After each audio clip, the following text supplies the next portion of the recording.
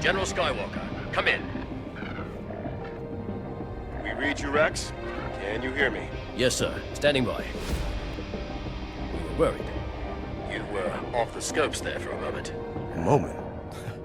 We've been gone more than a moment, Rex. Warthog, protect the gunships. I will take out the fighter. Copy that, Commander. Have fun down there. Man down! Man down! General Kenobi, don't land! The zone is hot! There's nowhere else to go! Move it, trooper! Come on, double time! This point forward, we are entering uncharted territory. Jedi, I have been waiting for you.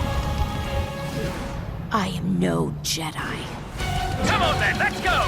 Go, go, go! Hello and welcome to Clone Corner, a podcast about Star Wars: The Clone Wars, currently streaming on Disney+. I'm Travis Fishburne. And I'm Alex Brunel. And this week we'll be discussing Season 7, Episode 6, Deal, No Deal. Just like that. Yeah. Deal, no deal, without a comma. Deal, no deal. There is no comma or any other short words. Yeah, and I think we discussed last week that it would probably make more sense once we saw the episode, the title. And it does. I just think a comma would have made more sense. Yeah, it's also just not like the best title. No, it's not. And there was no special appearance from Howie Mandel, which you would have expected. $1 million is a top prize. No crazy stunts, no trivia questions. All this person has to do is be able to answer the one important question. And that question is, deal or no deal? True. Missed the opportunity there, Dave Filoni. Your show is dead to me. Let's start with your thoughts this week, because I feel like I always open up by talking for like 15 minutes about nonsense. So, Travis, what are your thoughts on Deal, No Deal? I really liked it. I liked it a lot more on first brush than I did on the previous one on my first watch. So I really liked it. I love that we went to go and we saw Kessel again. We'll be sent to the spice mines of Kessel or smashed into who knows what. And we saw another side of Kessel. As soon as they showed up, I'm like, well, this doesn't look right. And I'm like, it's very cool to me that they finally showed a planet with more than one terrain. Yeah. And then there's the reveal that like, oh no, the Kessel you're familiar with, it's connected to this once you get to where they excavated everything and it's just hell. Right. Yeah, I enjoyed that a lot too. Mm-hmm.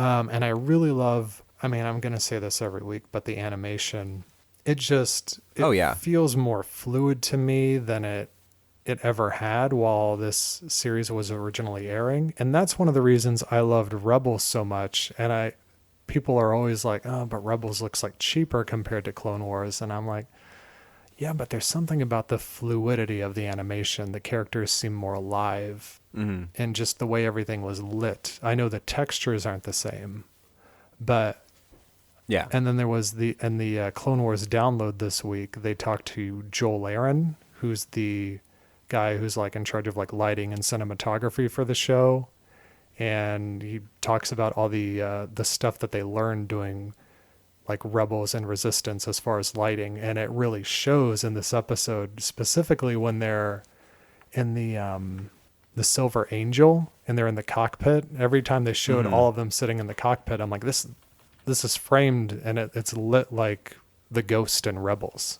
Yeah, I could totally see that for sure. But yeah, no, I really liked it, and I'm excited to see where it goes. And they brought the Pikes back in. Yeah, I like the Pikes coming back. That was cool. I didn't really expect to see them pop up, but I'm welcoming of that. I like their design a lot. Yeah. I like how they look. They've been in the worst episode of Clone Wars and some of the best episodes of Clone Wars. Because they were in... Accurate. Do you remember... Because it has to do with Mandalore. They were in the Poison Tea episodes. Yes. Yeah. Yes. Those were terrible. Those were not good. Yeah. And I agree. Those were not good. And then they brought them back when they did the whole Darth Maul and not the Siege of Mandalore. We're going to be seeing that, but the initial time that Maul and Pre Vizsla took over Mandalore. Right. Recall that too. Well, there was one they were in Solo too. Yes, they were. They looked a little different because they actually had like an actual guy in a suit, and he was Right. it was on Kessel, and the shape of the head and everything was right, but the body seemed a little different. But you could just sum that up to they're super layered in the special garb that they have to wear Yeah. on Kessel. Yeah. Totally. But yeah, those are my thoughts. What do you think? Yeah, I don't know. I couldn't get into this one as much as I wanted to. Like, on the surface, all the building blocks for an episode of the show that I'd like are there, which is like it's a character episode and it's like all the things that you said I agree with. Like, this episode looks beautiful. I really like seeing more of Kessel. I love going to Kessel, period. I love references to spice because I'm a fan of David Lynch's Dune. And just to be clear, I've never actually been able to read Dune. I've only been able to watch David That's Lynch's interesting. Dune. I just read it for the first time in the past year. Oh, interesting. I tried so many times in high school because that's when I got really into that movie. And I just could not care about like all the space politics. Yeah, no, I can see that. No, I got into it because. But anyway, so Oh, you go ahead. I was going to go off on another tangent. no. I was going to say I read it because. Please, let's tangent. Yeah, I was looking forward to Denis Villeneuve's Dune, who, like, Yeah. Denis Villeneuve is somebody I just, like, have complete faith in now after, like, Blade Runner 2049. So I'm like, all right, I'm really Totally looking forward agree, to yeah. this. So I wanted to read the book, but I wanted to have enough lead time that it wasn't so fresh off of it that I would be comparing the two, that I would know the story, but... And I've never seen David Lynch's film. And that's fine. The thing that's great, like, I've seen Lynch's film I don't even know how many times. Well over a dozen times in the course of my life. And I actually had a ticket to finally see it on 35 millimeter in about a week and a half or 2 weeks, but obviously that's not happening anymore. So Dune had literally, in the entire 10 years I lived in Los Angeles, this will be the second time that Dune has screened on 35 millimeter. The first time I was not in town, and the second time coronavirus. So this is just like a real bummer for me getting to see Dune on film. But the thing that's great about Dune is just it feels like a very complete world. It doesn't feel like, to me, it doesn't feel like actors on sets in a sci-fi movie. It feels like David Lynch packed up a film crew and went to frickin' Arrakis and shot a movie. And in terms of just a movie that inhabits its world completely, it does that beautifully and in a way that Lynch is able to do very, very well and has been since the beginning of his feature film career. Story-wise, I could probably tell you what happens in broad strokes, but in details, like, no. Like, the story is like kind of coherent in the movie, but that's not why the movie is interesting. The movie is interesting for just like very compelling performances. Yeah, and, that's what I've heard. And beautiful sets, and Patrick Stewart in that movie is actually really great. Yeah, the cast is amazing. So that's our podcast on David Lynch's Dune, or just Dune in general. That one of us has never seen. Anyway. But I will see it after the Denis Villeneuve movie comes out. Because right now I'm like, I could watch it, but I don't want to, like, I don't know. I want to wait until after the other one so that I'm not comparing the two. Oh yeah, absolutely. I would, if I was in your position, I would do the same thing. Yeah, I would absolutely do the same thing. And Villeneuve is going to do an absolutely beautiful looking movie also. Like, Villeneuve does that same thing very, very well, where he can create a world and the movie really just inhabits that. So I'm really looking forward to that also. Because like you said, like, Blade Runner 2049 was just so great. And Arrival for me was just so great. Like, I love Arrival. And yeah, dude can do whatever he wants, and I'll go pay for it. Yeah. But so back to this episode. So like, I liked spice in it. That's where that happened. But just it didn't click with me overall. Maybe it's just because I want to like these sisters. I want to like Trace and Rafa. way more than I actually like them. Yeah, I can am see mostly finding them just kind of frustrating. that. Yeah, especially Trace in this episode. Yeah. It seemed like she had a And lot it's of not potential. like Trace is dumb. Mm-hmm. Yeah. It's not like she's just- dumb. She just doesn't have the experience. Yeah. And that's fine. But I don't know. Is it false to feel that way if it's like, okay, like we're getting toward the end of the movie, like give us something that we really want to see. Is it bad to have that sense? Because like this really feels like this episode rode this weird line where like really I feel like what this episode wants to be is an episode about Trace and Rafa that Ahsoka is not a part of at all. Like I feel like this wants to be a story just about these sisters finding their way, and that is potentially interesting. But then we have Ahsoka, which the only moment that I found particularly interesting that involved her was when they cross paths with Anakin in the ship. Yeah. Which is just like that moment was interesting. I like that moment a lot. But that was a kind of great the only callback thing to that. Return of the Jedi.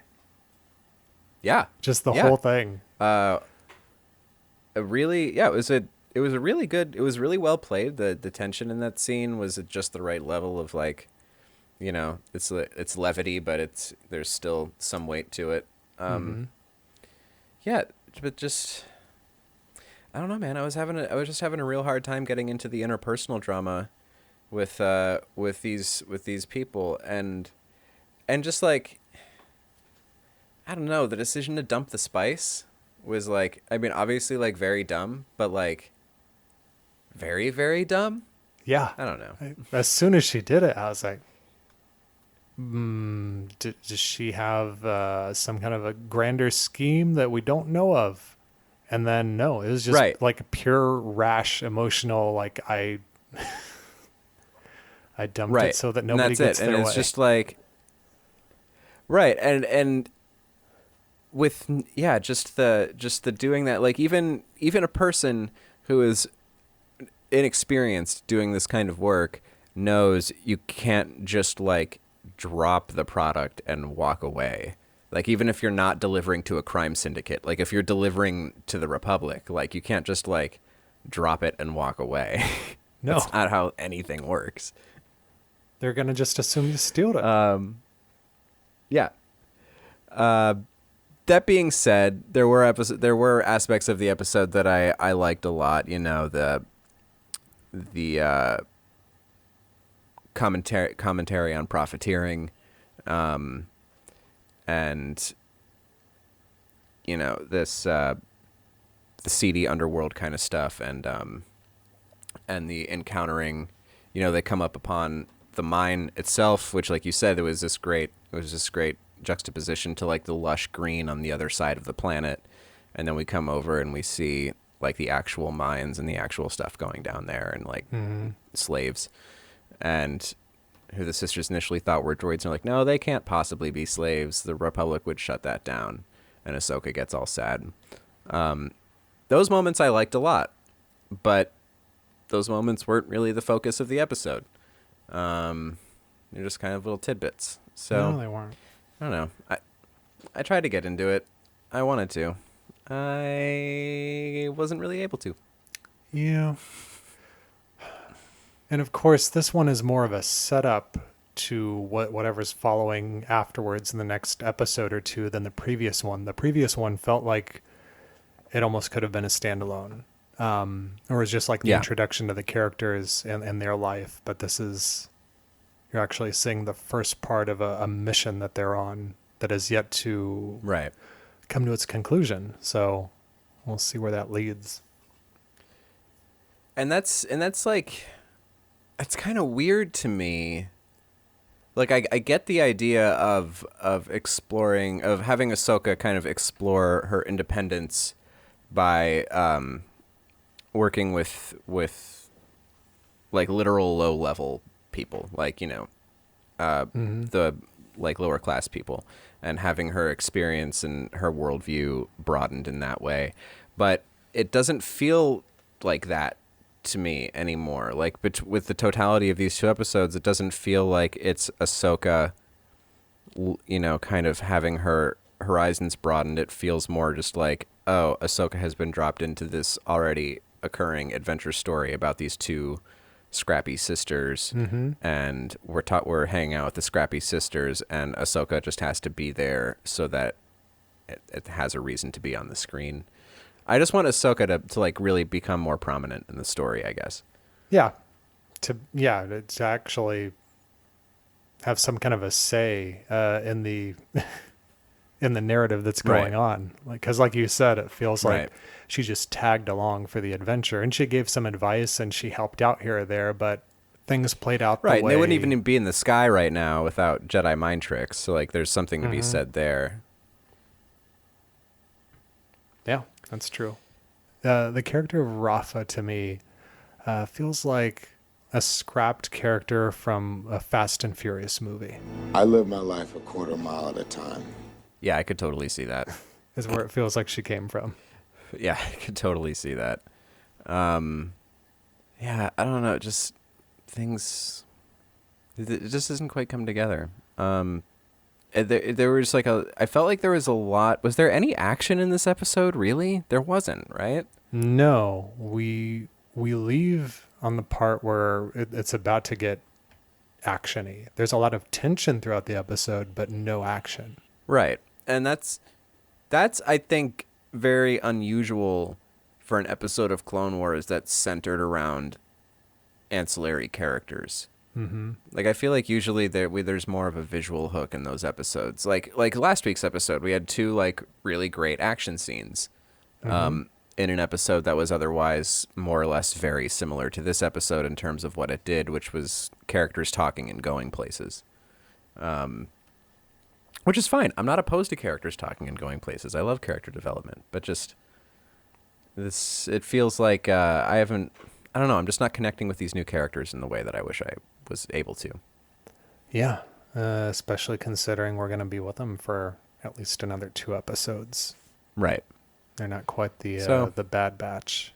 They're not quite the Bad Batch. They're not quite very easy to grab onto 80s stereotypes. They're not those. Yeah. And the Clone Wars does this a lot, where they bring in all these other characters and you kind of like tag along on their story. There's the crazy Gascon and the droids 4-part arc in season 5, I think. But do not think for a moment that Colonel Meeber Gascon is going to relinquish command of this mission. I have waited a lifetime for this opportunity, and some ragtag collection of droids is not going to deny me my destiny. Oh, yeah. I remember what you're talking about. Yeah, it gets crazy, and you're with him and all. I mean, R2 is the only like connection you have, and that's a weird one. Yeah. There's also Ahsoka accompanying, and this one's a good one, is Ahsoka accompanying all the Padawans to go get their lightsaber crystals. Oh, yeah. And the that was a great arc. Love that. And there was talk about that particular arc being some kind of a potential backdoor pilot for those characters to have their own series. Which I would have been very into that, actually. Yeah, that never came to fruition, but again, a great example of them doing that with Ahsoka. Yeah. Wish there was a little more of a compelling hook in these characters. Yeah. And it's just like, and I guess like I wouldn't have this issue with this episode if I felt like it was a season, like say this was like season 5 and Clone Wars was like going strong and like or like whenever, like heyday, and we knew that there was another season coming. If I know that there's more story to be told in this series with this character, I'd be like, oh, okay, so interesting. We're getting to spend some time with these characters and blah, blah, blah. But just because I know that the time that we have in the series is very finite, I'm wondering why we're spending it really just developing these side characters who are, you know, I don't know if they're being set up for something in the future, but like right now aren't significant really outside of these 2 episodes. So, yeah. Yeah. Yeah. I do not know. Yeah, I guess we'll find out once we get to the end of this story and into the next arc and seeing if that pays off. Yeah. Yeah. And I mean, like, the whole thing could totally turn around, you know? I'm not, like, just shutting down my openness to the characters for the sake of it. I want to be proven wrong. Mm-hmm. Yeah, I don't know if I have any other thoughts on this episode, man. well, I've got some stuff. I've got we talked about the Return of the Jedi moment, which was really cool. Yes. It was a callback to Luke and Vader. I'm endangering the mission. I shouldn't have come. And Wolf Yularen is the admiral on board the Star Destroyer who's with Anakin, and he's been in this show from the very beginning. He's voiced by Tom Kane, who does the opening dialogue and everything, and he is, in the series at least, apart from Tarkin, is the only Imperial officer who served on the Republic and is in this series that is also in A New Hope. He's at the table. The Imperial Senate will no longer be of any concern to us. I have just received word that the Emperor has dissolved the Council permanently. The last remnants of the old Republic have been swept away. With Tarkin. Oh, is he? I guess I did Vader. not realize that. Yeah, he's wearing an all-white suit, and he's got a white mustache. Oh, that's him. Okay. Yeah, and his mustache was a lot darker at the beginning of this series, and they're turning it gray. So that's interesting. Yeah, and he was hilarious. I mean, that scene was funny. Like, that Tom Kane in that scene was very funny. Mm-hmm. Who is this? What's your license number? I liked Kevin Kiner's music cue at the fancy dinner on Kessel. Yeah, that was a nice little bit of refined people's Star Wars music. Yeah, it was kind of baroque in a way. And the guy Kanash Locke, who's the Twi'lek dignitary there, he's voiced by Corey Burton, who's the same guy who voices Cad Bane. Oh, did not realize that. Mm-hmm. Nice. I like that Rafa said "Fortune and Glory." That makes me think of Indiana Jones. Fortune and glory, kid. Fortune and glory. Sure. Yeah. Mm-hmm. I know there are other things other than Indiana There's Jones, that. but that's instantly what I thought of, and it made me think. Wait. Yeah, I mean that's really specific for that has to be an Indiana Jones reference. I feel like. Well, it's funny because when she said context. it, I'm like, I associate this with Harrison Ford. Am I associating this with Han Solo or Indiana Jones right now? Oh, that's interesting. Yeah. Also, like when they go to Kessel, did they have to do the Kessel run to get in and out? They did not.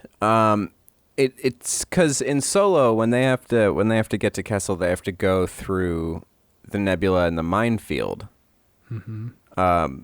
They do not go through the minefield. So it does the thing of like, I actually really like that because like, I like that for once, if an audience member was just like, why don't they go around to the other side of the planet? That would be a viable option. I like that that's a viable option. I mean, I'm sure like if they weren't cleared over there, they would have been shot down. Yeah. But I like that there's like an approach, like a business approach side. It's like the loading dock side of the planet. It must be. And they had to like follow those beacons I saw. Yeah. Like lit along the way. Yeah. So yeah, that was and to your point too, like that it is. I didn't think about that. The different terrains on the same planet that you mentioned earlier in the episode here, but yeah, that I can't think of another instance where we see that in a Star Wars movie. I mean, like kind of Naboo, like a little bit. It seems like Naboo had like different kinds of environments. Like it was maybe a more Earth-like planet. Mm-hmm. Yeah, that's the only one I can think of. But even then, it's like, all right, this one has a lot more lakes and water and hills, and then the fields are over here. But mostly, it's all very green. Looks like Italy, the whole place. Right. Yeah. Where like every other planet is just like, oh yeah, this one place, this one very microcosmy place on the whole planet. Whole planet's like this. Just whole planet. Tatooine, whole planet's like this. Endor, whole planet. So yeah, I like that. I like the broadening of that idea too. That a planet can be a planet. Yeah. I still my first. I mean, let me see if I can find it. My first visualization of Kessel is very different than what it looks like now. Because if I recall correctly, I think Kessel was a planet card in the old Star Wars CCG from the 90s. Am I remembering correctly? I don't know. Because I seem to remember like a Clackdoor 7 illustration where Clackdoor 7 was purple, and I'm trying to recall where that was from, because I don't... Oh, yeah. Wait, is this it? Yeah, it's like this weird lump. Like, Kessel in that card game was like this kind of weird, like, lumpy orb. Looks like a potato, kind of. Oh, I see. Yeah, you see what I'm looking I at? do remember that being a thing. Yep, you're right. Yeah. Because is it just the one potato-y lump, or is it that other one next to it as well? Is it both of them? Yeah, I'm wondering that too. I would have to like look up Legends era Star Wars history to figure that out. But yeah, like it looks like, I mean, I would assume like the lump is the potato is Kessel, and that it's just been like so decimated by mining that like that's just kind of what is left of the planet, and it will be continued to be mined until like literally the planet has been scraped away. Wow. That's interesting. That's a cool concept of, like you said, just like decimating a planet. Yeah, just until nothing's left. Makes me a little nostalgic for this old card game. There's like a way to play it online. Like somebody has set up a website where this game can be played virtually, which is cool that somebody did that. Interesting. I've never played this game. I've never played any kind of a collector card game like that. Oh yeah? No, I've never. I think I tried to. I had, some friends in high school that were like into Magic and stuff, and I'm like, all right, this is okay. I'm just not into, I guess, that kind of the play. I don't know.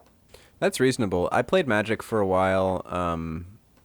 I played Magic for a few years, maybe like 2013-ish, 2013, 2014 through like 16 or 17. And then it just became very apparent to me how much of a financial sink it is to just stay with the game. So my play group kind of gave up on it, and we moved to Dungeons and Dragons. But I never played the Star Wars CCG as a kid because I could never actually, like, the rules just never actually made any sense to me. I'm like 9 years old. The rules are very complicated. So like I actually never managed to get the hold of it. To get a hold of it at the time, but I did buy a bunch of it because I really like collecting things, and I always have. I like the design of these cards a lot too. Chief Bast. I think this was like even how I learned a lot of character names. Yeah, like that Chief makes Bast. sense. General Taggy. I don't know how to, whatever. That guy. Tyree had a card. There was a Tyree card, for God's sake. The only other, or did you have more about this episode of Clone Wars before I just keep diverting to other Star Wars stuff? Oh, I was gonna say also on Kessel, there's the rusty Battlestar Galactica like industrial working droids, which I thought was interesting. I did not really notice those. Yeah, their visors on them like looked very Battlestar Galactica Cylon to me. Oh, interesting. Wish I would have kept a better eye out for that, because that's cool. Yeah, I think that's it. I think that's all I have for this episode thus far. Yeah, the only other Star Wars thing that from this week is the passing of Andrew Jack, who was part of the Star Wars universe only really so much going back to Force Awakens-ish, but he was a dialect coach as in the time of his career, and worked on the Lord of the Rings movies, I would imagine, with accents and possibly a little bit with the Tolkien languages. Oh yeah, I'm sure. But that's a bummer. It's very sad. He's got a Lego apparently. There was a Lego made of his character from Last Jedi. I didn't realize that.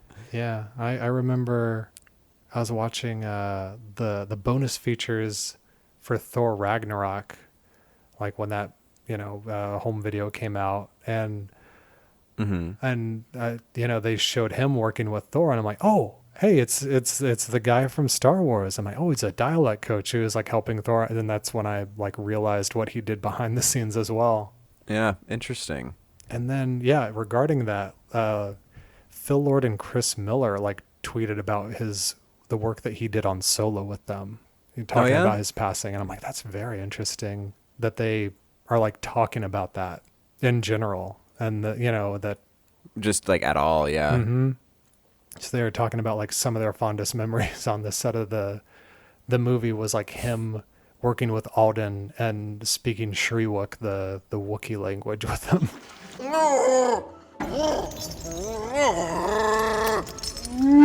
He speaks Shriwook, or Shriwook? Okay, well, whatever. Oh, that's awesome. Yeah. That's really cool. I did, in Solo related tidbits, like I guess Jake Kasdan responded to a question on Twitter. Like I guess somebody asked if there would possibly be a Solo sequel for Disney Plus, and he's like, no. They have a lot of ideas. There's a lot of stuff in the pipeline, and Solo 2 is not one of them. And that bums me out, because I really liked Solo. Yeah, I really liked it too, and of course they set it up for a lot of things to happen, and I know. Of course, Donald Glover as Lando. I just want like a Donald Glover's Lando series that they could just do. Oh my God, can we please? Like, if Donald Glover would allow his career, like on an annual basis, to be like shoot a season of Atlanta, album, tour, shoot a season of Lando, then shoot a season of Atlanta, album, tour, shoot a season of Lando. Just like, please. I'm rewatching Community right now, so I'm very into Donald Glover. I mean, I love Atlanta. Atlanta's a great show. But I very much miss Troy Barnes, Donald Glover, Troy Barnes, and Donald Glover as like a more broad performer. Because his character in Atlanta is a very realistic character, and it's a great character. And again, it's a really, really great show. But I love when he goes cartoony, and Lando is very cartoony. Yeah. Troy Barnes is very cartoony. I'm Batman. You sound like Cookie Monster. I'm Batman. That's Batman. Candy corn looks like tiny traffic cones. Yeah, it sure does. And like a candy traffic school. Like a little gingerbread man at the wheel. And he's drunk. Look out. Be driving. Yeah. But you keep wanting to eat yourself. All day. That's one of my biggest fears. What is? If I ever woke up as a donut. You would eat yourself. I wouldn't even question it. That'd be tasty. It's cool to know other people think about this stuff too. Yeah. Yeah, I miss that side of Donald Glover. Yeah. No, me too. I loved it when he hosted SNL to promote Solo. Yeah, me too. Yeah, I've seen that episode of SNL more times than any other episode of SNL in the last 10 years, for sure. Because I couldn't get enough of what he was doing on that episode. The Black people in Star Wars sketch was really just fantastic and on point, like really, really great. Welcome, my brothers and sisters, to the first ever galactic summit for all black humans. This started with one question. Where the hell are all the black people in space? But then, like, the 80s music video sketch was really great. That was my favorite one. Barbie's Instagram. Him and the Barbie's Instagram sketch, like, kills me. Every time I watch it, just absolutely murders me. It's so great. Yeah, I recently discovered a cut sketch from that episode that they cut for time. The arrest of the Cleveland Cavaliers. So it's... I'm going to have to look that up. Yeah, look it up. It's him and the rest of the Cleveland Cavaliers talking about everything that they do for LeBron. Oh, there it is. Cleveland Cavs promo. All right. I've got this up in my browser window, and I will watch it as soon as we are done with this podcast. And speaking of this podcast, actually, if you go onto Wikipedia and you go to the article for Kessel and you flip over to the Legends tab, the depiction of the planet is the potato. Oh. Yeah, that's interesting. Yeah, I've been thinking more recently, like, I want to get back into the old expanded universe stuff. Yeah, it's... Because that just, I really like that world. I really like everything, a lot of that stuff that they did when all that stuff was going on. Yeah, it'd be nice to go and reread the original, like, Timothy Zahn novels. Yeah, I think you and I have discussed this in the past, but like I never got so into that stuff. Like I had read a few novels here and there growing up, but I had never gotten into I'd never actually read the Timothy Zahn classic books until I think maybe 2011, 2012-ish is when I finally read all of those. And it was like, I think it was like as I was reading, because I read the trilogy, and then they're not short books either. So I read the first trilogy, the Hand of Thrawn trilogy. Oh no, the Grand Admiral Thrawn trilogy. Then it's the Hand of Thrawn duology, like the 2 follow-up books to the trilogy, which are pretty beefy by themselves. And I think I was like literally like halfway through reading the second one when Disney bought Lucasfilm, and not long after announced that all that stuff was being wiped from the canon. And you just immediately threw the book in the trash. You're like, why am I reading that? That's what I wanted to do. I'm like, mother of puss, this is unreasonable. I have invested my time in reading these things and blah blah blah. But so I never got into that stuff like really until it was too late, really. It is too late for me, son. Chewbacca was crushed by a planet. And that's what I'll always think. Mm-hmm. That's really the most memorable part of that series of books. Yeah. I guess that's all my Star Wars juice this week. Okay. Well, Skywalker Saga in 4K came out. Yeah. It's exciting. Did you get that? Is that going to your household? Yeah, it'll be coming in. We're talking about, buying and delivering things that are essential or non-essential before we start recording the show. But that is one thing that I did actually get. I got the Steelbook coming from Best Buy. So nice. That's great. I very much want to. I just don't think that's the wisest way for me to spend $250 right now. Oh, yeah, the saga. No, just The Rise of Skywalker is the one I got. Oh, okay. Yeah. Got it. No, yeah, definitely. I don't know. Yeah, but like you said, I've bought each iteration of these films like every time they get re-released. Yeah. And it's like, I've purchased Star Wars so many times. Are you gonna get me to finally not do it? I don't know. Because with the Blu-rays, it was a big deal because it was like, oh, it's finally in HD, and oh my, the deleted scenes, oh my god. So right, yeah, that was really the reason I needed to own the Blu-ray set, was the deleted scenes from the original trilogy. Mm-hmm. After so many years of the Sandstorm being a rumor, and then it's just like a quiet bonus feature on Return of the Jedi Blu-ray, and that the whole scene of Luke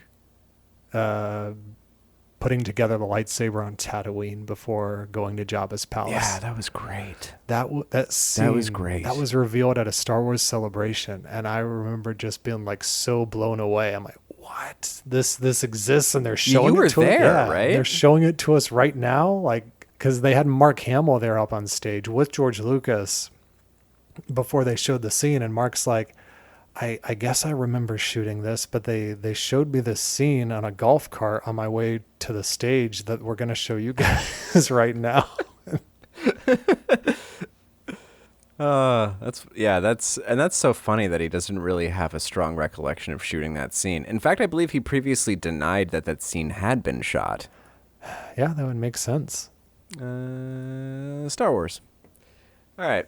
So until next week? Yeah, until next week. You can find us on Twitter as at Who Watches Pod, on Facebook at Who Watches. We're on Instagram. We just wrapped up the first season of Star Trek Picard. We've got a supersized 3-hour recap of that just got posted. So tune in, and we're going to be continuing to cover this show for the next few weeks as everyone's still inside and in quarantine and just waiting for each episode. And yep. Yeah. All the shows are posted on YouTube, and please subscribe, leave us reviews and likes, comment, email us. Still nobody has emailed in and taken the bait of just consuming nothing but Star Wars narratives. We should have issued that challenge in a broader format. I don't know if it's quite reaching the audience that might potentially do it. Mm-hmm. We're so deep into this quarantine now that I feel like the projects that anybody's going to embark on have already been undertaken. We might be too late on the call. I guess so. This is our lives now. I mean, my quarantine count. So I have magnetic letters that my roommate and I use on the fridge to say funny things, and it came with its own separate little magnet board, and I've been using that to keep track of the quarantine day count. Currently, it's up to 20 on my board. It's a little bit early, but I think that's counting down. That's counting up from when a state of emergency was declared. Yeah. Yeah. Today the 20 went up. So there's that. This is just how we live now. So exciting. Dude, if it weren't for the crippling anxiety, this would be my ideal existence. Yeah. I know not everyone's, but I personally like just not having anything expected of me and being left to play with all the stuff that I have in my apartment. Mm-hmm. Yeah. So. I just wish I could go outside more. Which, where we are, it's just so... Oh, yeah. Oh, it's like the weather's been so bad that it's like... I mean, we've had a few nice days where we've been able to like go out, but it's just... Yeah, here... It's a beautiful day today, actually. It's a beautiful day. I tried to go for my first walk of this whole everything on Saturday. I think Saturday, maybe it was Sunday. And I've literally never seen so many people walking around my neighborhood. Literally, I've never seen so many people out and about just walking in the side streets of my neighborhood. And so I was out for all of like 12 minutes before I was just like, I don't know if I'm going to turn the corner and run into a person, so I'm just going to go home. Yeah, so, it's true. Yeah. I mean, and that's fine. It's like, walking around is fine. It's safe. Just me and the anxiety I have. I went home. Well, thanks for joining us, everybody, to the Jolly Fun Time Clone Wars conversation. Yeah, and please everyone stay safe and keep social distancing and just keep tuning in. Just keep watching the content. Keep watching the content. Find your favorite show. Check that out. I've been watching a lot of Community, like I mentioned. That show always makes my heart very happy. Yeah. Strong recommend. And it is now, as of today, not only is it available for the entire series on Hulu, it is also on Netflix. Yeah, I saw that. And in a lot of territories. So check out Community everywhere. There's Star Wars references throughout the show. Yeah, very true. And so until next week, next week we will be discussing Season 7, Episode 7, Dangerous Debt, which I'm a big fan of. Ooh, I like that. Yeah. I like that combination of words. Alliteration. If you'll notice, all the shows that I make for this network are alliterative. So I like that. I have noticed that, and I like that aspect. Yeah, once I realized it was that trajectory, I'm like, well, we got to like keep going with it. So. Yeah. Good thought. Good follow through. So yeah, next week we'll be discussing Dangerous Debt, and we hope you all join us. And until then, begun the end of the Clone Wars has. I saw Abed's name in the hospital school files. I love butt stuff. I hate spiders. I stole a pen from the bank. I cried during About a Boy. The soundtrack. I don't wash my hands before a surgery. I can see why women find Clive Owen attractive, to the point where I might just as well be attracted to him. I use comparisons to Hitler to win arguments on the internet at the drop of a hat. I know nothing about wine. I'm more turned on by women in pajamas than lingerie. I just want to know they feel comfortable. I didn't get Inception. I didn't get Inception. Oh!